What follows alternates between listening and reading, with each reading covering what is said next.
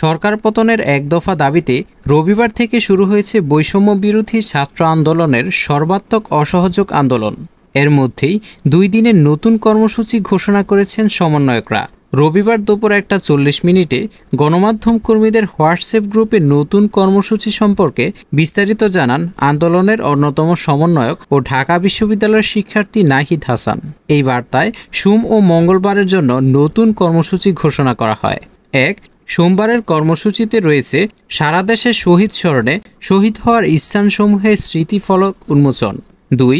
বেলা 11টায় ঢাকার শাহবাগের শ্রমিক সমাবেশ এবং বিকেল 5টায় কেন্দ্রীয় শহীদ মিনারের নারী সমাবেশ।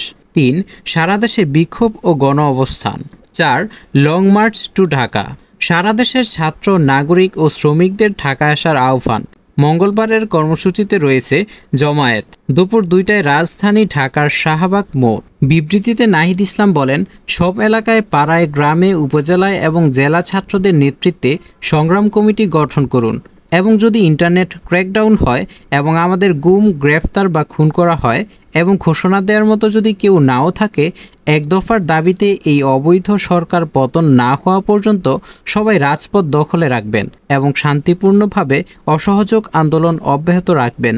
এদিকে অসহযোগ আন্দোলনের প্রথম দিন রবিবার সকাল থেকে ঢাকাসহ বাংলাদেশের বিভিন্ন স্থানে আন্দোলনকারীদের সঙ্গে সরকারদলীয় সমর্থকদের সংঘর্ষের ঘটনা ঘটে এবং এর ফলে গোটা দেশের বিভিন্ন স্থানে 96 জন নিহতের খবর পাওয়া গেছে। এছাড়াও কয়েক শত হতাহতের ঘটনা ঘটেছে।